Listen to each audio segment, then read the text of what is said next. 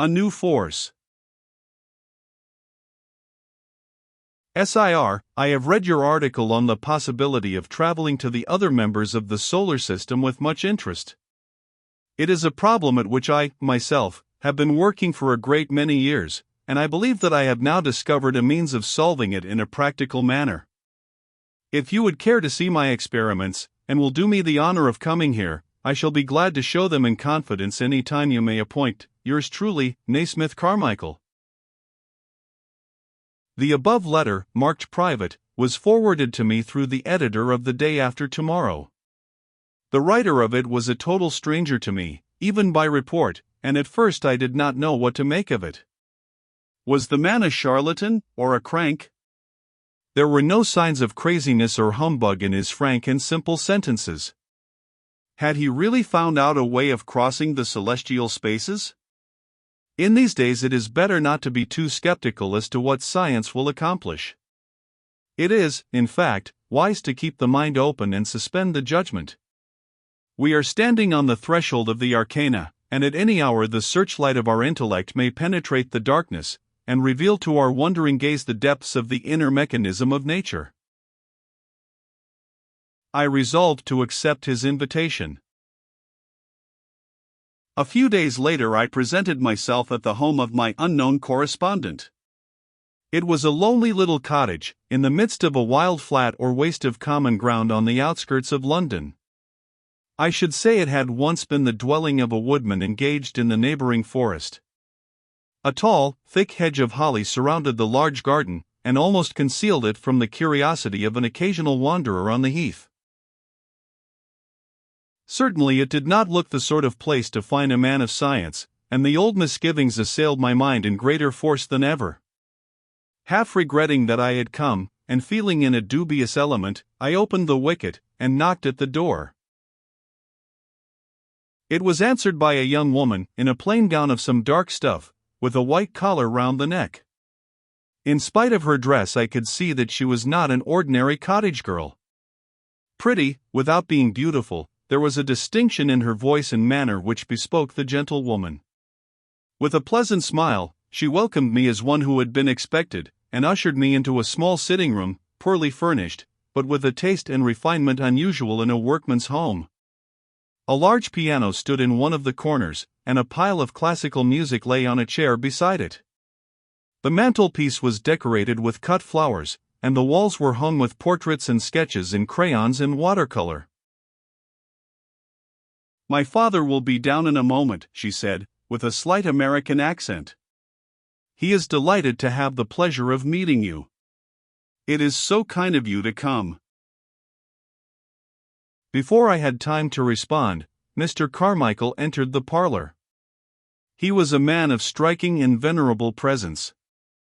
His long white locks, his bulging brow, pregnant with brain, his bushy eyebrows and deep blue-gray eyes, his aquiline nose and flowing beard, gave an Olympian cast to his noble head. Withal, I could not help noticing that his countenance was lined with care, his black coat seemed threadbare, his hands rough and horny, like those of a workman. If he appeared a god, it was a god in exile or disgrace, a Saturn rather than a Jove. "Now to the matter," said he, after a few words of kindly welcome.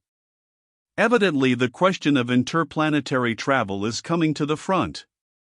In your article you suggest that a locomotive car, that is to say, a car able to propel itself through what we, in our ignorance, call empty space, though, in reality, it is chock-full, and very thrang as the Scotch say, might yet be contrived, and even worked by energy drawn from the ether direct.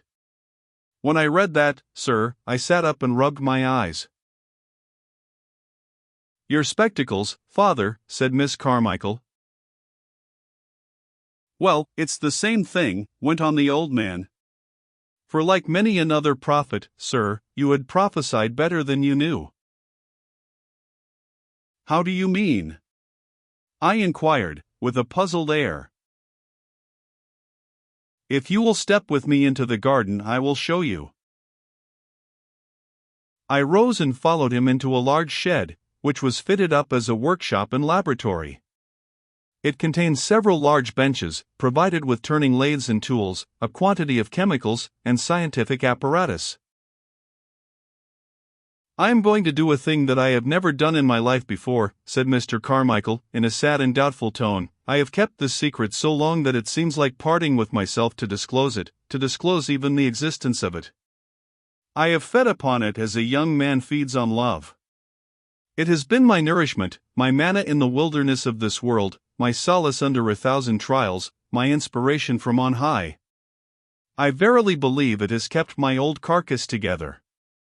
Mind," he added, with a penetrating glance of his grey eyes, which gleamed under their bushy brows like a pool of water in a cavern overhung with brambles, "promise me that whatever you see and hear will remain a secret on your part. Never breathe a word of it to a living soul. You are the only person, except my own daughter, whom I have ever taken into my confidence." I gave him my word of honor. "Very well," he continued, lifting a small metal box from one of the tables, and patting it with his hand. "I have been working at the subject of aerial navigation for well nigh 30 years, and this is the result." I looked at the metal case, but could see nothing remarkable about it. "It seems a little thing, hardly worth a few pence, and yet how much I have paid for it," said the inventor, with a sigh, and a faraway expression in his eyes. "Many a time it has reminded me of the mouse's nest that was turned up by the plowshare. Thy wee bit heap stray and stibble has cost thee mony a weary nibble." Of course, this is only a model. "A model of a flying machine?" I inquired, in a tone of surprise. "You may call it so," he answered, "but it is a flying machine that does not fly or soar in the strict sense of the words, for it has neither wings nor aeroplane. It is, in fact, an aerial locomotive, as you will see." While he spoke, Mr. Carmichael opened the case of the instrument and adjusted the mechanism inside. Immediately afterwards, to my astonishment, the box suddenly left his hands, and flew, or rather glided, swiftly through the air, and must have dashed itself against the wall of the laboratory had not its master run and caught it. "Wonderful!" I exclaimed, forgetting the attitude of caution and reserve which I had deemed it prudent to adopt. The inventor laughed with childish glee, enjoying his triumph, and stroking the case as though it were a kitten. "It would be off again if I would let it." "Whoa, there," said he, again adjusting the mechanism. "I can make it rise, or sink, or steer, to one side or the other, just as I please. If you will kindly hold it for a minute, I will make it go up to the ceiling. Don't be afraid, it won't bite you." I took the uncanny little instrument in my hands, whilst Mr. Carmichael ascended a ladder to a kind of loft in the shed. It only weighed a few pounds, and yet I could feel it exerting a strong force to escape. "Ready!" cried the inventor, "now let go," and sure enough, the box rose steadily upwards until it came within his grasp.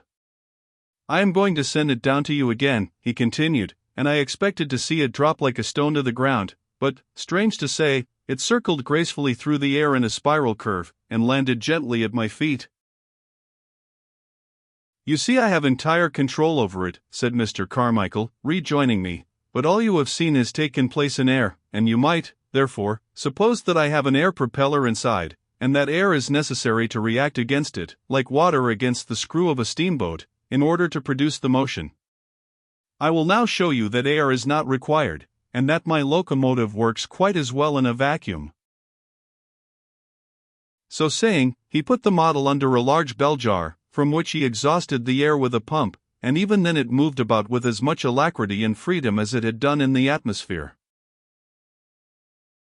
I confess that I was still haunted by a lingering suspicion of the machine and its inventor, but this experiment went far to destroy it.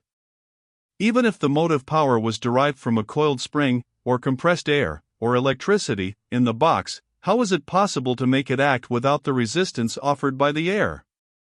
Magnetism was equally out of the question, since no conceivable arrangement of magnets could have brought about the movements I had seen. Either I was hypnotized and imposed upon, or else this man had discovered what had been unknown to science. His earnest and straightforward manner was not that of a mountebank. There had been no attempt to surround his work with mystery, and cloak his demonstration in unmeaning verbiage. It is true I had never heard of him in the world of science, but after all, an outsider often makes a great discovery under the nose of the professors. "Am I to understand," said I, "that you have found a way of navigating both the atmosphere and the ether?" "As you see," he replied, briefly. "What the model has done, you are able to do on a larger scale, in a practical manner?" "Assuredly. It is only a matter of size." "And you can maintain the motion?" "As long as you like." "Marvelous! And how is it done?" "Ah," exclaimed the inventor, "that is my secret. I am afraid I must not answer that question at present." "Is the plan not patented?" "No. The fact is, I have not yet investigated the subject as fully as I would like. My mind is not quite clear as to the causes of the phenomena. I have discovered a new field of research, and great discoveries are still to be made in it. Were I to patent the machine, I should have to divulge what I know. Indeed, but for the sake of my daughter, I am not sure that I should ever patent it. Even as it stands, it will revolutionize not merely our modes of travel, but our industries. It has been to me a labor of love, not of money, and I would gladly make it a gift of love to my fellowmen." "It is the right spirit," said I, "and I have no doubt that a grateful world would reward you." "I wouldn't like to trust it," replied Mr. Carmichael, with a smile and shrug of the shoulders. "How many inventors has it doomed to pine in poverty and neglect, or die of a broken heart? How often has it stolen, the priceless fruits of their genius and labor? Speaking for myself, I don't complain. I haven't had much to do with it. My withdrawal from it has been voluntary. I was born in the south of Scotland, and educated for the medical profession, but I emigrated to America, and was engaged in one of Colonel Fremont's exploring expeditions to the Rocky Mountains. After that I was appointed to the chair of physical science in a college of Louisville, Kentucky, where my daughter was born. One day, when I was experimenting to find out something else, I fell by accident upon the track of my discovery, and ever since I have devoted my life to the investigation. It appeared to me of the very highest importance. As time went on, I grew more and more absorbed in it.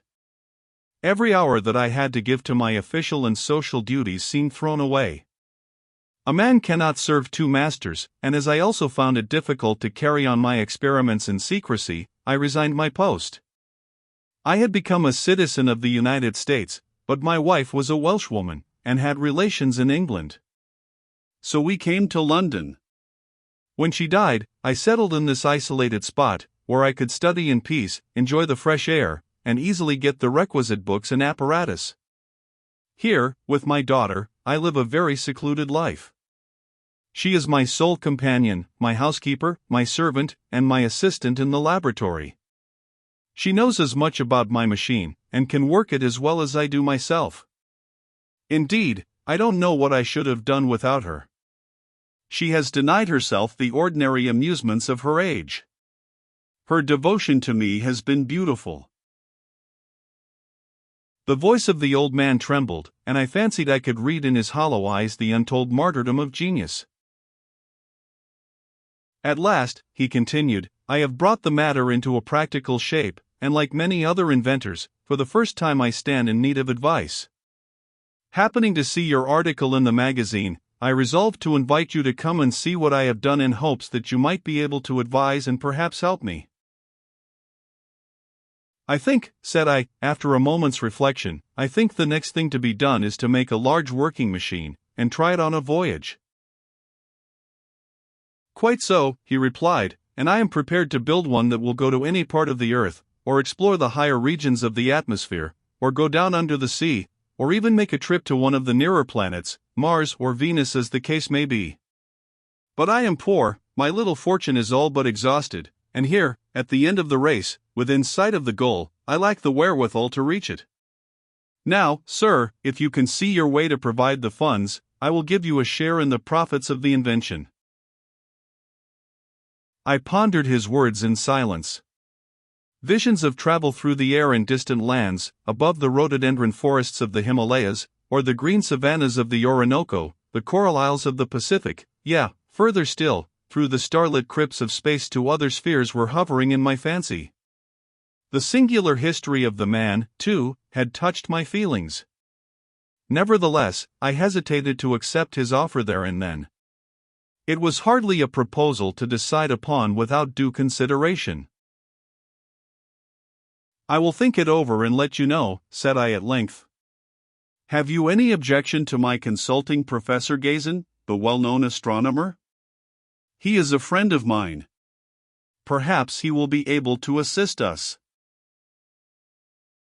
"None whatever, so long as he keeps the affair to himself. You can bring him to see the experiments if you like. All I reserve is that I shall not be asked to explain the interaction of the machine. That must remain a secret, but someday I hope to show you even that." "Thanks.